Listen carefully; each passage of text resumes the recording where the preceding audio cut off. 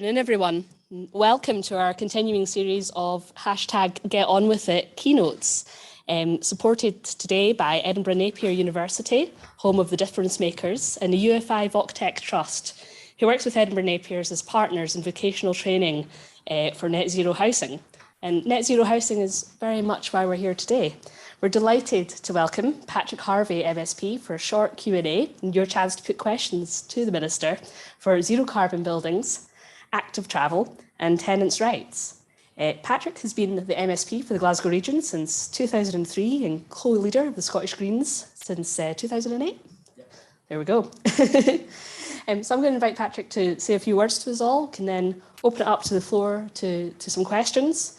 I'm going to say, obviously, we'd like to prioritise young people's voices in terms of those questions, so please do have a good think while Patrick's talking about what you might want to ask him. But no further ado, across to you.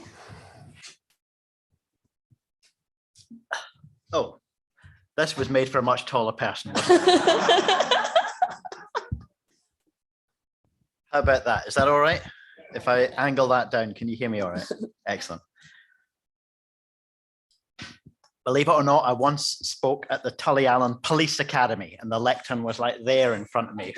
I'm not sure if that's something just about the police, but clearly it's an issue I get everywhere. I'm very grateful for the invitation to come and speak for a few minutes and to hear your questions.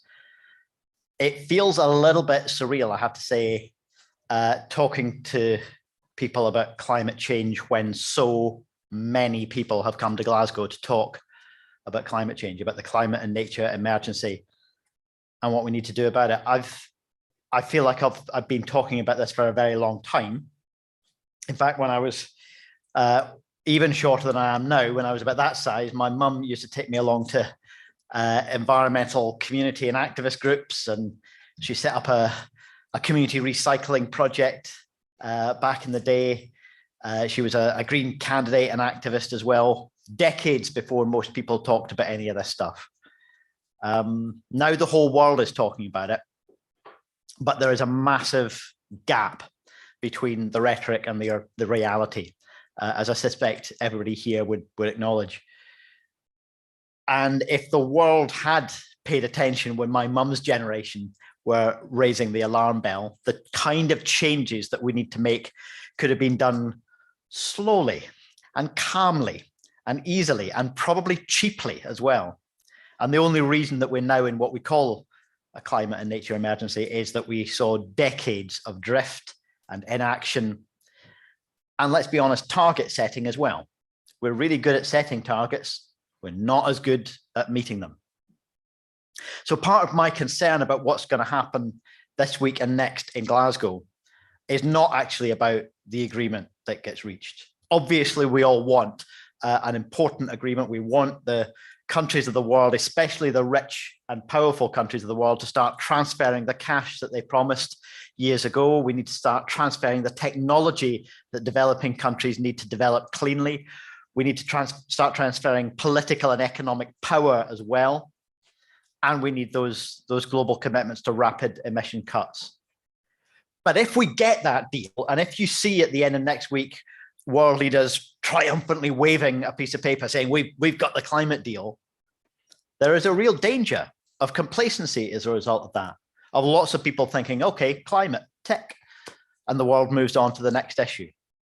And if we don't get that deal, there's an equal danger of defeatism, of people thinking it's failed again, it's too late. Complacency and defeatism, neither of them will serve us well, because whatever happens in terms of a deal or no deal out of the COP, the job we have to do is exactly the same. The job we have to do is get as fast as possible, rapid, deep, and fairly the emission cuts, both here at home and around the world. Part of my job is on the built environment, and there is a mammoth job of work to be done in decarbonising our homes and our buildings. The Scottish Government wants to go faster than the UK government. We need them to help make some decisions like rebalancing gas and electricity prices, helping us with some of the regulatory decisions because we don't have power over regulation. But we are going to start setting rules about bringing buildings up to decent energy efficiency standard by the early 2030s. And that's huge numbers of buildings that we need to be treating every single year up until then. We also need to be building the new stuff to a really high standard. And we need to start ripping out the fossil fuel heating systems and replacing them with zero carbon ones. And we want to do that to, again, 1 million homes and tens of thousands of non-domestic buildings by 2030. That is an incredible job of work. But it also brings incredible opportunities, because that work that needs doing will bring skills and sustainable, rewarding, high quality jobs in every single community in Scotland. So if we commit to doing it, and we're committing best part of £2 billion over the course of this Parliament alone to try and get that work underway. And we're also trying to make sure that we bring in other sources of funding, because it's not all just going to come from the government. If we do that, then we'll not only get emissions reduction directly, we'll reduce our dependence on gas supply and on fossil fuels, and therefore will reduce the political power of the fossil fuel lobby by taking their market away from them. And we'll also show people that we can heat our homes affordably. One of the social housing projects that I visited just recently, they've taken out their fossil fuel heating systems. They've got banks of heat pumps sitting on the top of each of 6 tower blocks. And everybody living in those buildings has seen their heating bill cut by 60% because of that change. Something that a lot of them thought was a little bit weird at first. Heat pumps, what's that? And it's new. Change is often quite difficult and quite scary for people to get used to, but it works. And yes, even in the far north of Scotland, these technologies will be able to serve the large majority of our built environment, keeping people warm affordably and sustainably. That's an incredible amount of work that needs doing. It's an incredible amount of skills that need to be regenerated, because we are short of the people to do that work at the moment. And we're going to rely on our educational institutions as well, colleges as well as universities, to bring up that level of skills. And we're going to rely on government, local government, and the construction industry to change their culture and get this right for the future. But there is opportunity as well as a challenge. And all of that work needs doing, whether there's a deal or no deal at the end of next week. So whatever happens, I would appeal to everybody, don't let complacency set in if there's a deal. Don't let defeatism set in if there's no deal, because we've got the same job ahead of us. Thanks very much.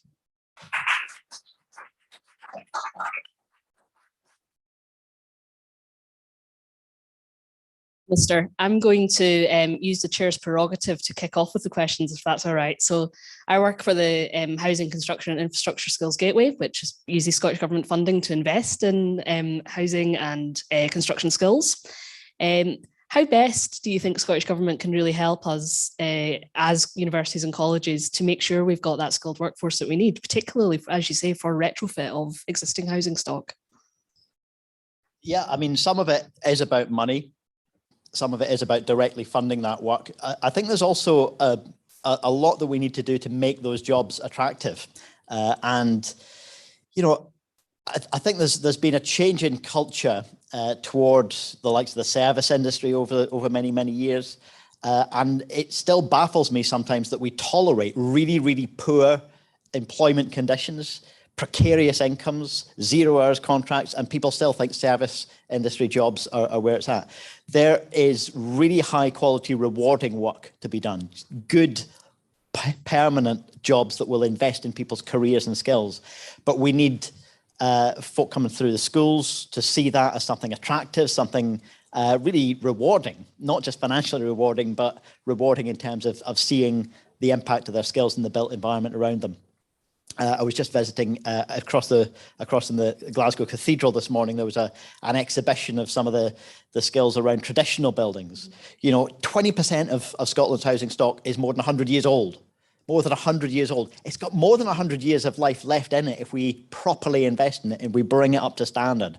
But that means reviving some of the traditional skills that have maybe been lost. So yeah, I think it's about funding, but it's about culture change as well. Brilliant. Great. Open it up to the floor. Would anyone like to ask the Minister a question? Don't be shy. Yes, back there.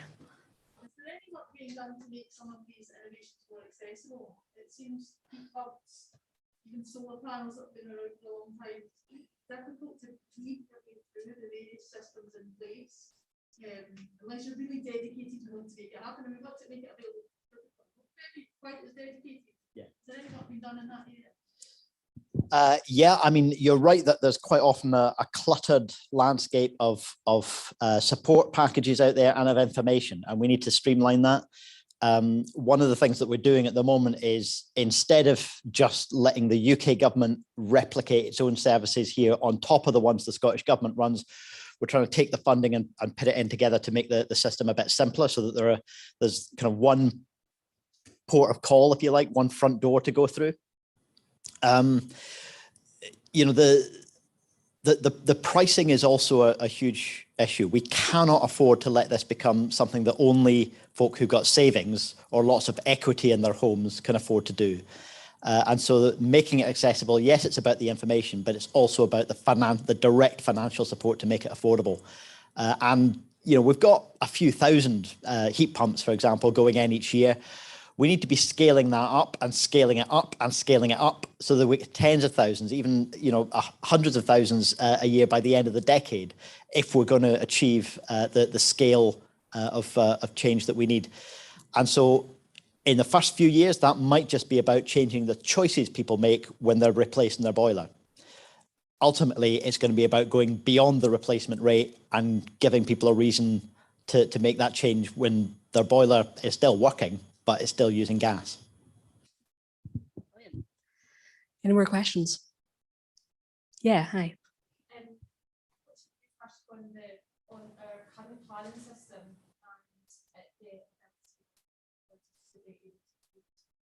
developers to make them they need to now rather than in 2 years' time, 5 years' time, and 10 years' time. New build can still be built that are going to respond immediately.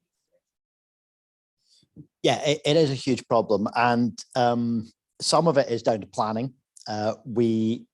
In my view, we have a planning system now that is still very, very far from what the original concept of the planning system was. Before there was a planning system, you owned a bit of land, you could do more or less what you want with it. The planning system was supposed to democratize that. And talking about land as a democratically controlled asset for our whole society, I think is something that we've moved away from. The planning system shouldn't just be about giving local authorities power, it should be about giving communities power over their local authority as well. And appeal rights, for example, are still loaded in favour of the developer.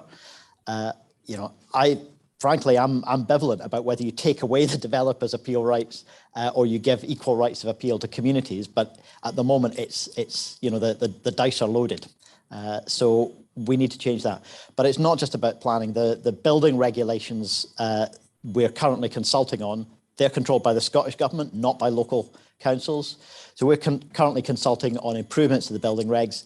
And I actually think that the industry, you know, 10 years ago, when we used to go through this process of reviving the building regs, the industry kept coming up saying, you mustn't gold plate this. You mustn't make this too, because it'll scare off investment. They don't seem to be saying that now. And just yesterday, I was at the launch of the UK Green Building Council in Scotland. I mean, the UK Green Building Council existed, but they're launching their Scotland kind of existence, their Scotland arm. And there is an appetite within the industry for that culture change. Not everywhere in the industry, and there'll be shoddy stuff happening as well as innovation and leadership. But we need to make sure that the culture change is in the direction of those who see that the industry as a whole needs to change. And I think just finally, that touches on some of the issues that were raised by Grenfell as well, because it really exposed the gap between how building is supposed to happen and what's actually happening on the ground, and the lack of accountability. So we need to unite those agendas around safety as well as the sustainability. Seems like a good time for me to plug some excellent research Edinburgh Napier is doing on remote verification inspection as part of these new building regs. Are there any more questions? Hi, yeah. Just, you know, meters away, we have global protesting, and I think it's timely to be talking about, you know, when I wonder what is the government, what is your portfolio doing to support, you know, young people's voices and yeah, I mean, I think very often I try not to be the one answering that, but pointing in the direction of my colleagues in the Scottish Young Greens, who will be, you know, powerful voices within our movement, that it's not people of my age. Believe it or not, I was young enough to be a Scottish Young Green when I was first elected, but that's a while ago now. So I want to make sure that they become the next generation of politicians. And I hope that all political parties are doing that, of saying that young people don't just need to protest, they can have power, they can take power as well. So yeah, I mean, there's a huge amount of creativity and community activism around youth voices. But I think we, as I was saying earlier about, we need to transfer power, political power and economic power from the wealthiest countries and corporations to those in the world who haven't had it. We also need to be ready to transfer power between the generations. One small part of my job, well, hopefully it'll grow, but it's starting small. I've got the responsibility for the Future Generations Commissioner. Wales has already legislated to create a Future Generations Commissioner. There are those campaigning to try and get Westminster to do one as well. So we now have a commitment in the shared policy programme between the Greens and the Scottish Government to pass legislation to create a Future Generations Commissioner.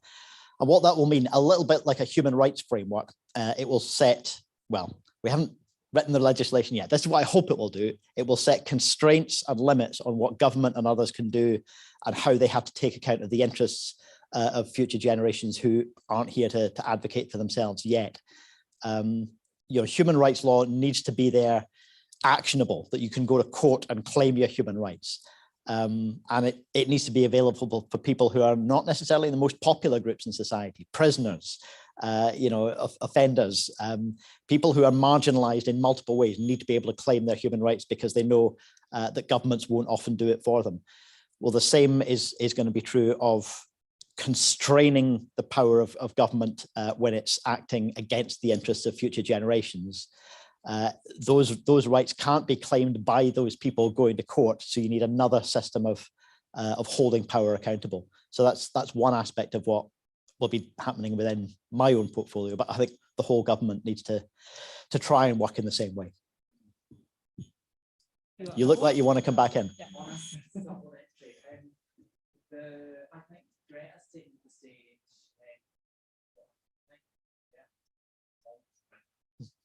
So Don't leave. What I was wondering what you had to say to Greta.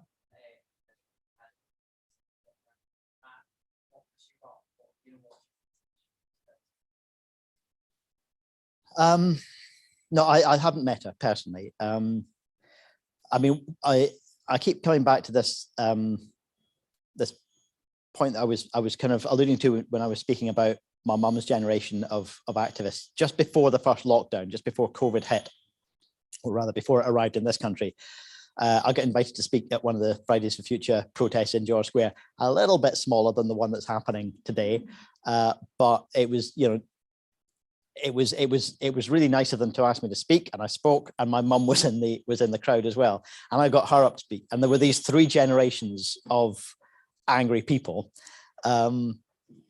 and I was making this point that, you know, if we had started in the 70s, the 80s, the early 90s to make this change, it would have been easier. And Greta Thunberg's generation have a right to be furious, have a right to feel deeply aggrieved at the way my generation collectively didn't take action. I've got a right to be angry about the way that collectively the previous generation didn't take action, even though the scientific alarm bells were already ringing.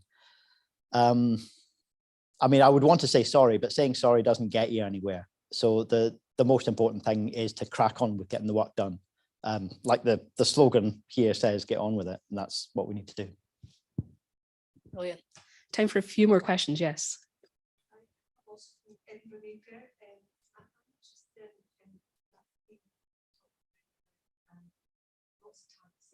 Mm-hmm. What is the action? As a university, we're expected to play net zero agenda. So I'm interested in the Scottish Government's plans and supporting the sector actually happen as they have. Yeah, well, I hope you'll take a look at the both the COVID recovery plan that was published just recently and some of the stuff that's more focused on net zero specifically, because there's actually lots of parallels, lots of common ground between those two agendas. I think we'd be making a real error if we thought these are separate agendas. Rebuilding an economy from the pandemic has to be about building a green, sustainable economy.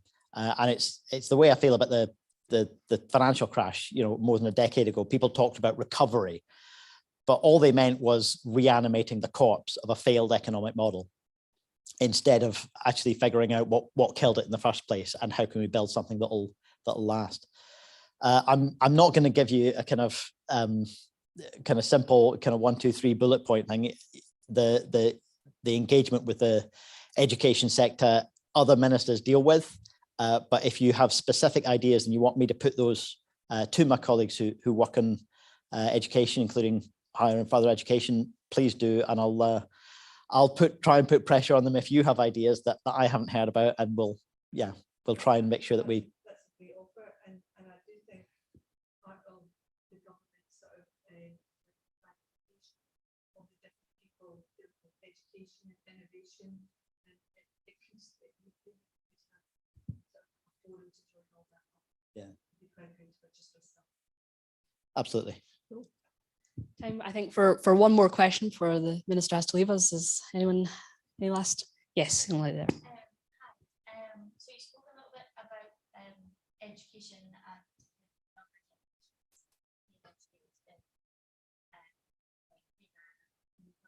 away from fossil fuels on that sort of energy sector.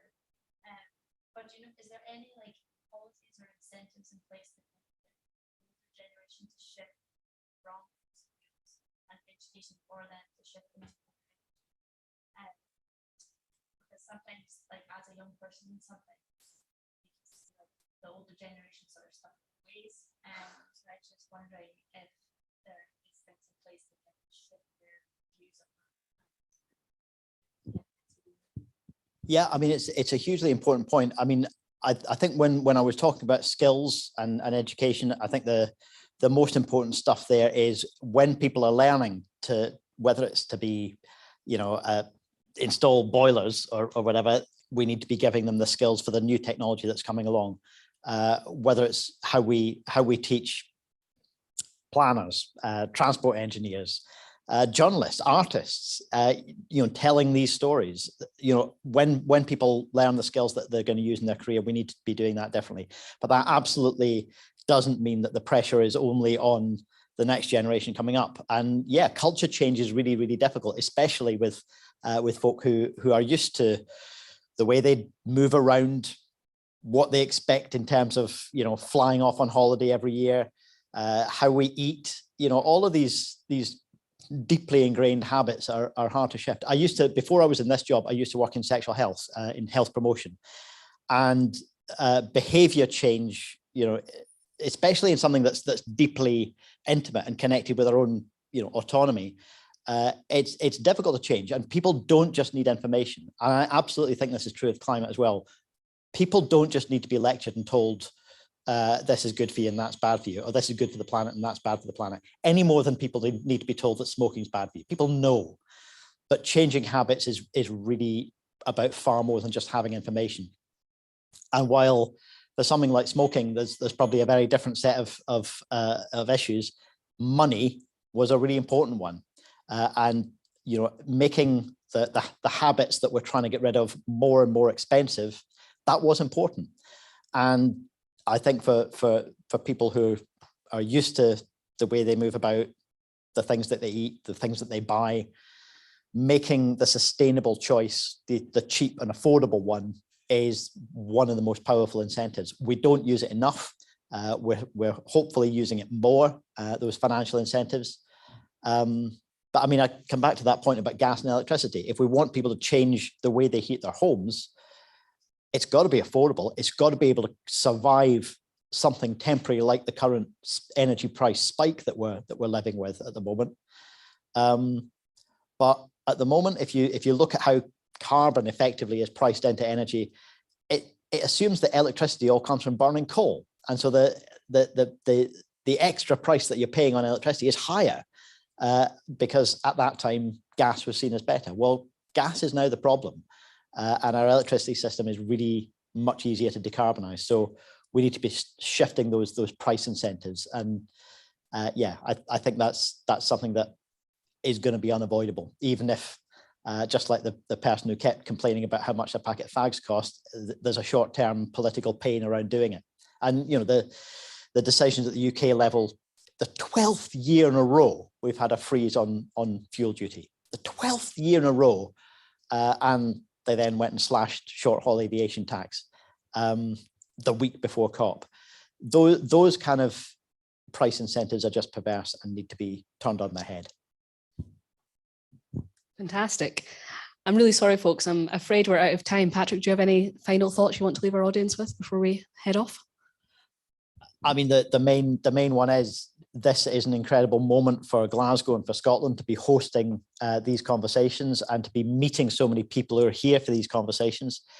But you know, in what is it, 10 days time, the circus packs up and leaves town, and it's what we do after that that's immediate, that's tangible, that's going to make a difference for people, and that challenge is the same whatever happens at the final act at the circus at the end of next week. You know, whatever happens there, if it's good or bad, and we all want it to be the best it can possibly be.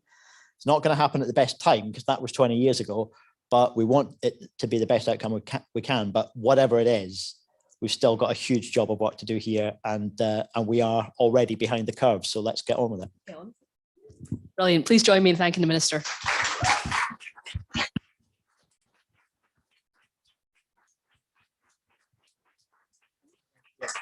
No, very welcome. If you're staying here, just to let you know, starting downstairs in the Mandela room, we have the excellent Jocelyn Timperley providing a workshop on getting into climate journalism, so you can hone how to grill ministers like this and write stories up about them. I'm sure it'd be really grateful to have more climate journalists, so please do join Jocelyn for that downstairs. But thank you again, folks.